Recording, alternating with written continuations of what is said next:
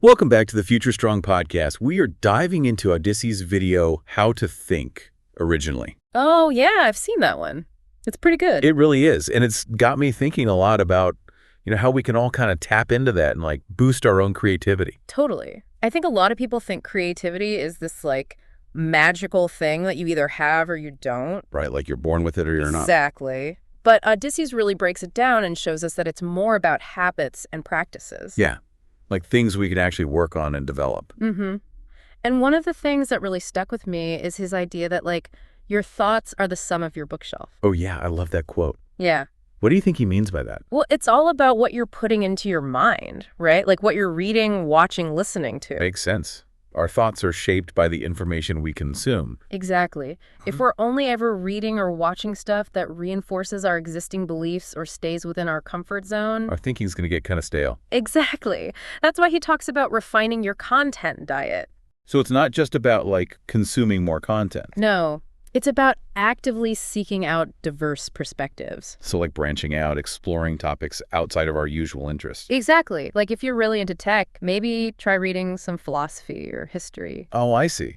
So it's about challenging our own assumptions and biases by exposing ourselves to different ways of thinking. Right. Because that's where the really interesting stuff starts to happen, when you start to connect ideas from different fields. That's when those sparks of creativity can really fly. And it's not just limited to reading either. Think about your real-world experiences. Oh, yeah. What we see here do. It all feeds into our creative process. I guess that makes sense. Yeah. Everything we experience becomes part of that mental library we draw from. Exactly. And then that leads us to Odysseus' next point, which is to think more, consume less. I remember that one.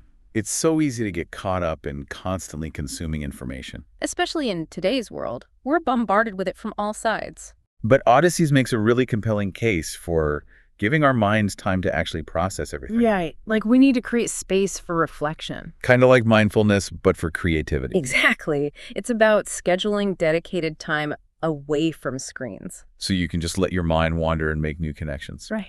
And it can be incredibly powerful. I mean, some of my best ideas have come to me when I'm just out for a walk or taking a shower. It's like giving our brains a chance to breathe. Exactly. And to actually do something with all the information we've absorbed. Yeah, it's not enough to just take it all in.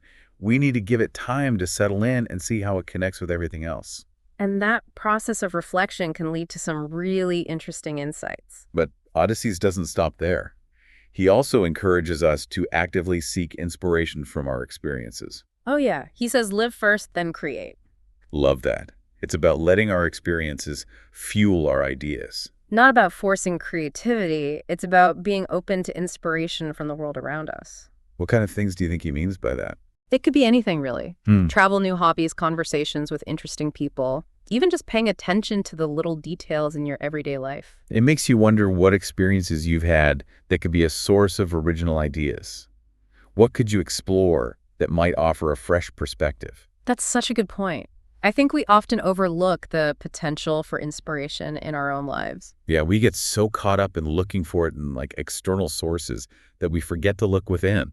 And then, of course, there's that classic piece of advice. Just start creating.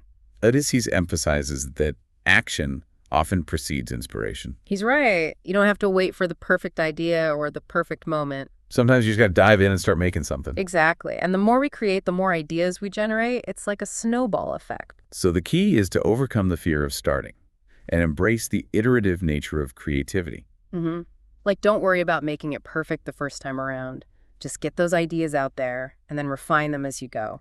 And finally, Odysseus encourages us to embrace our weirdness. Our unique interests and perspectives are what make us stand out. It's about finding your niche, that special blend of passions and skills that sets you apart. And by leaning into your individuality, you unlock the potential for truly original ideas. So to recap, we've explored 5 powerful habits for cultivating original thought, refining our content diet, thinking more and consuming less actively, seeking inspiration, just starting to create and embracing our unique weirdness. Remember, originality isn't some mystical gift. It's a skill we can develop with conscious effort and practice. Thanks for joining us on the Future Strong podcast. We hope these habits inspire you to unlock your own creative potential. See you next time. Bye!